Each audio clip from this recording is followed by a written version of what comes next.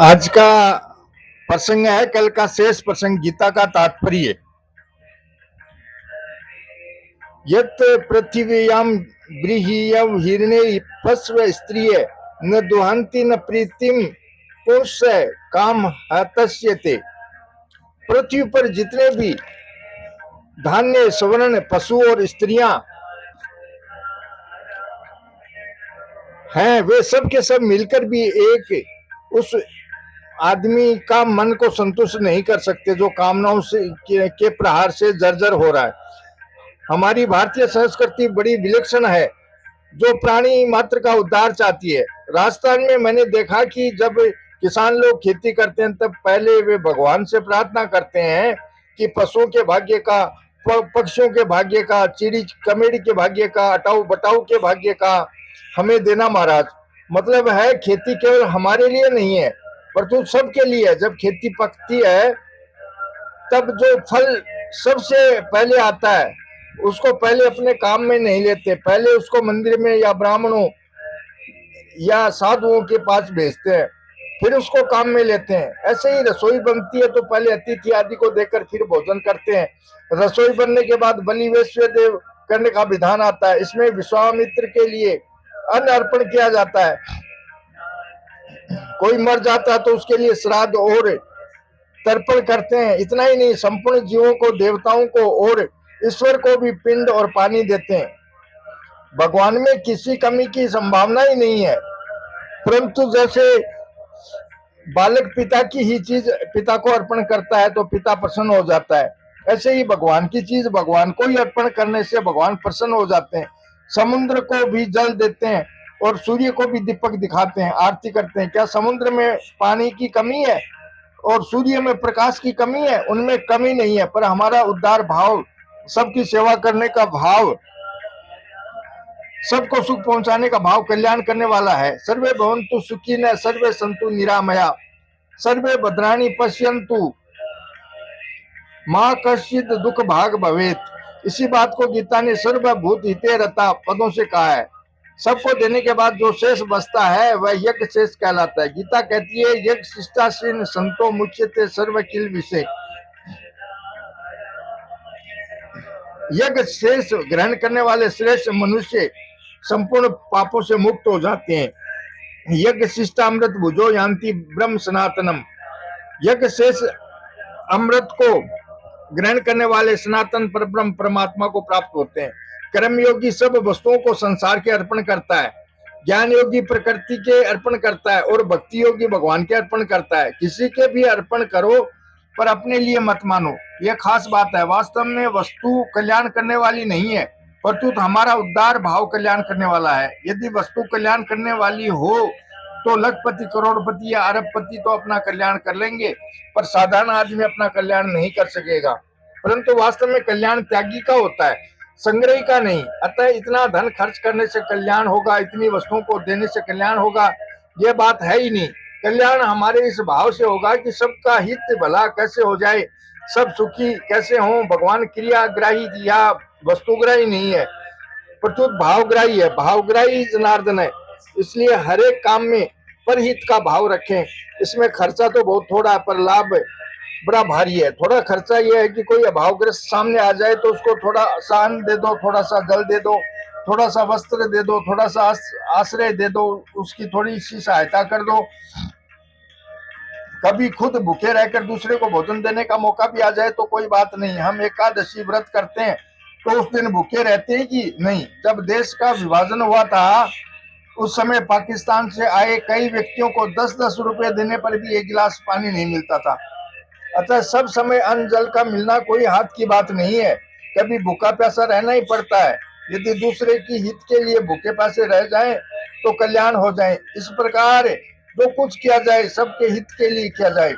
कोई किसी भी धर्म, संप्रदाय, मत, मतांतर, वर्ण, आश्रम आदि का हो, जो पक्षपात न रखकर सबके हित का भाव रखता है उसका कल्याण हो जाता है। अयम निज परो वेति गणना लघु चेत सामय, उद्धार चरितानाम तू बधु वसुदेव कुटुंबकम। यह अपना है और यह पराया है। इस प्रकार का भाव संकुचित हृदय वाले मनुष्य करते हैं। उदार हृदय वाले मनुष्यों के लिए तो सारा विश्व ही अपना कुटुंब है।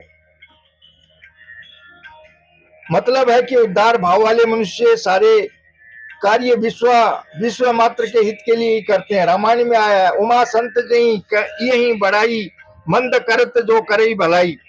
जो अपना बुरा करता है उसका भी संत लोग भला ही करते हैं। भगवान राम अंगद को रावण के पास भेजते समय कहते हैं कि शत्रु से इस तरह बात करना जिससे हमारा काम भी हो जाए और उसका हित भी हो। कहा जो हमार उतास हित होई, रिपुसन करे हूं बतक ही सोई।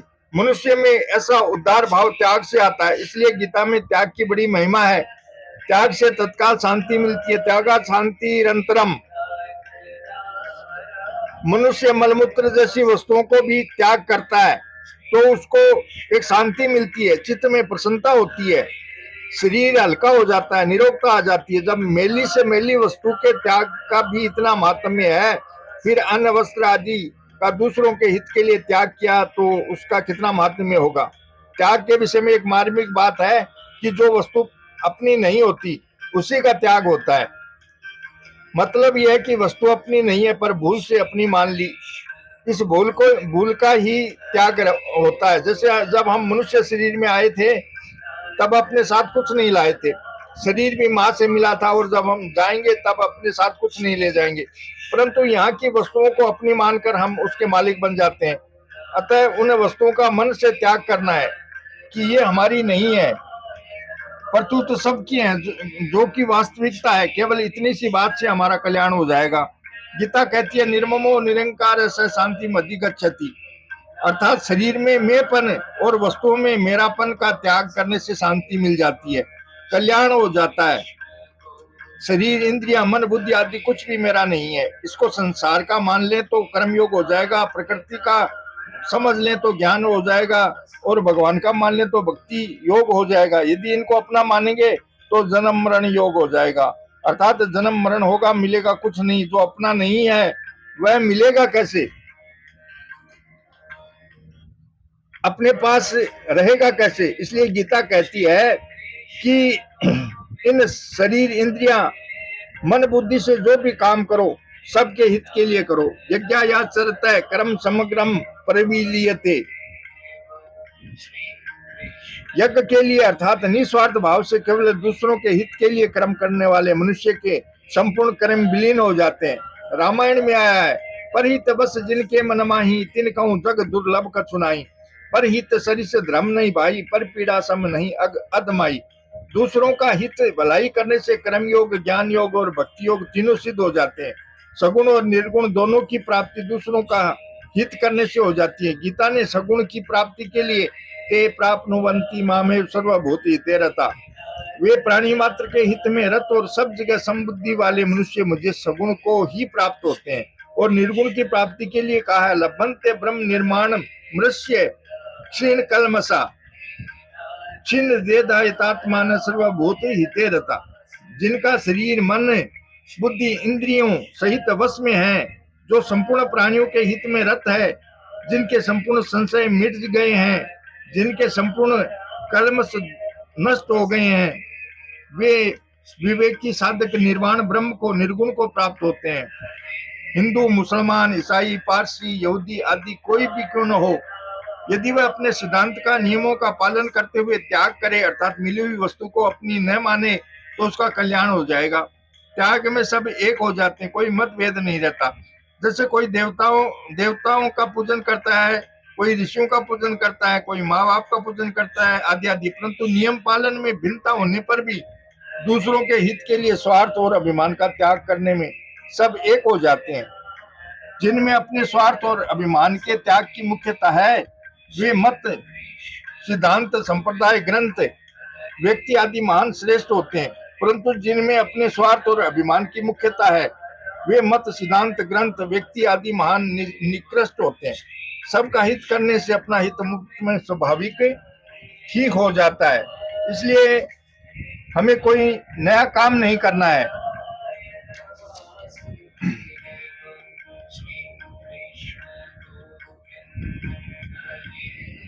प्रत्युत अपना भाव बदलना है कि हमारी संपत्ति सबके लिए है, हम तो संपत्ति की रक्षा करने वाले हैं। जैसे आवश्यकता पड़ने पर हम अन्न जल वस्त्र आदि अपने काम में लेते हैं, ऐसे ही आवश्यकता पड़ने पर दूसरों को भी अन्न जल वस्त्र औषध दे दें। जैसे खुद आवश्यकता के अनुसार वस्तु लेते हैं, ऐसे ही दूसरों को भी आवश्यकता के अनुसार वस्तु दें। सबके हित का भाव हर एक भाई बहन रख सकते हैं। यह भाव ग्रस्त भी रख सकते हैं, साधु सन्यासी भी रख सकते हैं, दरिद्र भी मनुष्य रख सकते हैं, धनी भी रख सकते हैं। हमारे पास जो वस्तुएं हैं वे सब किसकी हैं इसका पता नहीं है, पर कोई अभावग्रस्त आदमी सामने आ जाए तो वस्तु को उसी की समझकर उसी को दे दें। तव दियम वस्तु गोविंद तुभ्यमेव समर्पये। जैसे हमारे पास कोई सज्जन आता है और कहता है कि भाई आज मेरे को मेले में जाना है, मेरे पास 1000 रुपये हैं, कोई जेब न कतर ले इसलिए इन रुपयों को आपके पास रखता हूँ। वह रुपये रखकर चला जाता है, शाम को वह वापस आकर रुपये मांगता है और हम उसके रुपये उसको दे देते हैं। तो क्या हमने दान कर दिया? दान नहीं किया, पर तो उसी की वस्तु उसको दे दी। शास्त्र में आया है कि रसोई बनने के बाद यदि ब्रह्मचारी और सन्यासी आ जाए तो उनको अन्न न देने से पाप लगता है, जिनकी शुद्धि चंद्रायण व्रत करने से होती है। यदि उनका थोड़ा सा अन्न भी दे दें तो इतने में हमारे धर्म का पालन हो जाएगा और पाप नहीं लगेगा। इसमें कोई शंका कर सकता है कि हमने पैसे कमाए, उससे सब सामग्री लाए और रसोई बनाई, पर कोई सन्यासी आदि आ जाए तो उसको न देने से पाप लग जाएगा, ये कैसा न्याय है? इसका समाधान यह है कि जिसने संन्यास ले लिया, त्याग कर दिया और जो अपने पास में कुछ नहीं रखता, उसके हक का धन कहाँ गया? यदि वह चाहता तो दुकान खेत आदि में काम करके पढ़ाने लिखाने का काम करके अपने जीवन निर्वाह के योग्य धन कमा सकता था, रुपयों का संग्रह कर सकता था, पर वह उसने नहीं किया। तो वे रुपये हमारे पास ही तो रहे। इसलिए समय पर भोजन के लिए आ जाए तो उसको रोटी दे दें, यह हमारा कर्तव्य है। नहीं देंगे तो उसका हम पर ऋण रहेगा, हमें पाप लगेगा। साधुओं की भिक्षावृत्ति को शास्त्रों में बहुत पवित्र बताया गया है, क्योंकि कई घरों से थोड़ा थोड़ा लेने से देने वाले पर भी कोई भार नहीं पड़ता और लेने वाले की भी उदर पूर्ति हो जाती है। इसलिए उसको मधुकरी वृत्ति भी कहते हैं। मधुकर नाम भौरे अथवा मधुमक्खी का है। मधुमक्खी हर एक पुष्प से थोड़ा थोड़ा रस लेती है और किसी पुष्प का नुकसान भी नहीं करती। एक साधु थे, उनसे किसी ने पूछा कि आप भोजन कहाँ पाते हो, पास में एक पैसा तो है नहीं। साधु ने कहा कि भिक्षा पा लेते हैं। उसने फिर पूछा कि कभी भिक्षा न मिले तो? साधु बोला तो भूख को ही पा लेते हैं। भूख को पाने का मतलब है कि आज हम भोजन नहीं करेंगे, कल कर लेंगे। संसार में एक दूसरे को दिए बिना, एक दूसरे की सेवा किए बिना किसी का भी निर्वाह नहीं हो सकता।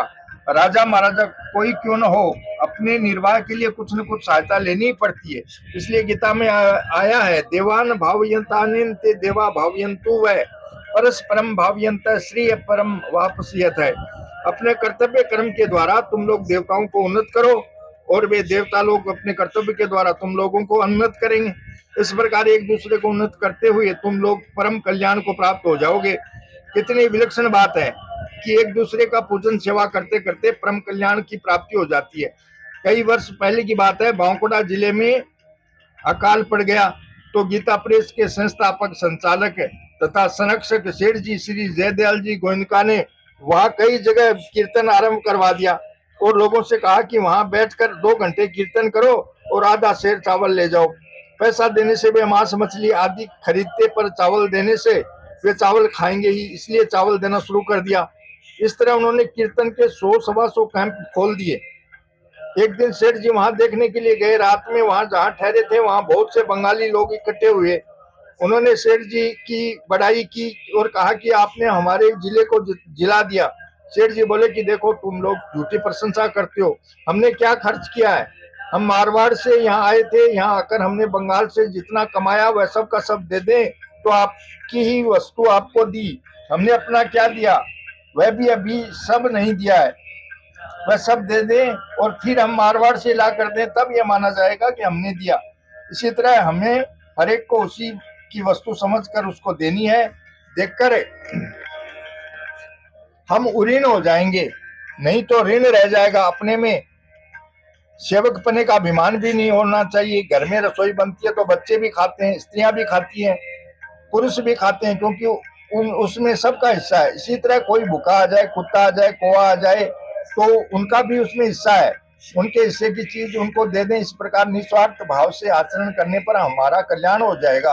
गीता में आया है, सब कर्मणा तंबरच सिद्धि विंदती मानव है।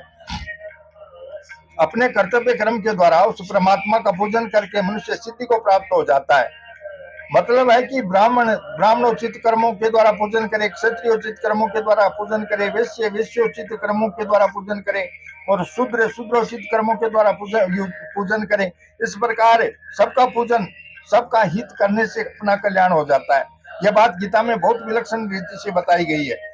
यदि हम सुख चाहते हैं तो दूसरों को भी सुख पहुंचाना हमारा कर्तव्य है। यदि हम अपने पास कुछ भी नहीं रखते हैं तो दूसरों को देने का विधान हमारे पास लागू नहीं होता। इनकम टैक्स पर टैक्स लगता है। हमने कमाया है तो उस पर टैक्स लगेगा, यदि हमने कमाया ही नहीं तो उस पर टैक्स कैसे लगेगा? यदि हमने कमाया नहीं तो उस पर टैक्स कैसे लगेगा? अतः यदि हम अपने पास वस्तुएं रखते हैं तो उनसे दूसरों की सेवा करनी है, दूसरों का हित करना है। गीता का मतलब सबके कल्याण में है और सबके कल्याण में ही हमारा कल्याण निहित है। जो लोगों को अन्न बांटता है, क्या वह भूखा रहेगा? क्या उनको अन्न नहीं मिलेगा? ऐसे ही जो सबके हित में लगा हुआ है, क्या उसका हित नहीं होगा? उसका हित अपने आप हो जाएगा। चाहे धनी हो, चाहे गरीब हो, चाहे बहुत परिवार वाला हो, चाहे अकेला हो, चाहे बलवान हो, चाहे निर्बल हो, चाहे विद्वान हो, चाहे मूर्ख हो, कल्याण में सबका समान हिस्सा है। जैसे एक माँ के 10 बेटे होते हैं तो क्या माँ के 10 टुकड़े होते हैं? माँ तो सभी बेटों के लिए पूरी की पूरी होती है। 10 बेटे पूरी माँ को अपनी मानते हैं। ऐसे ही भगवान के पूरे हमारे हैं, भगवान के हिस्से नहीं होते। हम सब उनकी गोद में बैठने के समान अधिकारी हैं। इसलिए हम सब आपस में प्रेम से रहें और एक दूसरे का हित करें। यह गीता का सिद्धांत है। परस्परम भावयंता सर्वभूत हिते रता। प्रश्न आता है, दान देने में, सेवा करने में पात्र का विचार करना चाहिए कि नहीं? इसका उत्तर है, अन्न, जल, वस्त्र और औषध, इनको देने में पात्र आदि का विचार नहीं करना चाहिए। जिसको अन्न जल आदि की आवश्यकता है वही पात्र है। परंतु कन्यादान, भूमिदान, गोदान आदि विशेष दान करना हो तो उसमें देश, काल, पात्र आदि का विशेष विचार करना चाहिए। अन्न, जल, वस्त्र और औषध, इनको देने में यदि हम कुपात्र का अधिक विचार करेंगे तो खुद कुपात्र बन जाएंगे और दान करना कठिन हो जाएगा। अतः हमारी नजर में अगर कोई भूखा है, प्यासा है आदि दिखता हो तो उसको अन्न, जल आदि दे देना चाहिए। यदि वह अपात्र भी हुआ तो हमें पाप नहीं लगेगा। प्रश्न है, दूसरों को देने से लेने वाले की आदत बिगड़ जाएगी, लेने का लोभ पैदा हो जाएगा, अतः देने से क्या लाभ? इसका उत्तर है, दूसरे को निर्वाह के लिए दें, संचय के लिए, इकट्ठा करने के लिए नहीं। अर्थात इतना ही दे जिससे उसका निर्वाह हो जाए। यदि लेने वाले की आदत बिगड़ती है तो यह दोष वास्तव में देने वाले का है। अर्थात देने वाला कामना, ममता, स्वार्थ आदि को लेकर देता है। यदि देने वाला निस्वार्थ भाव से बदले की आशा न रखकर दे तो जिसको देगा उसका स्वभाव भी देने का बन जाएगा, वह भी सेवक बन जाएगा। रामायण में आया है, सर्वस्व दान दीन सब काहू, जय पावा राखा नहीं ताऊ। श्री कृष्ण गोविंद हरे मुरारी, हे नाथ नारायण वासुदेवा। जय श्री कृष्ण।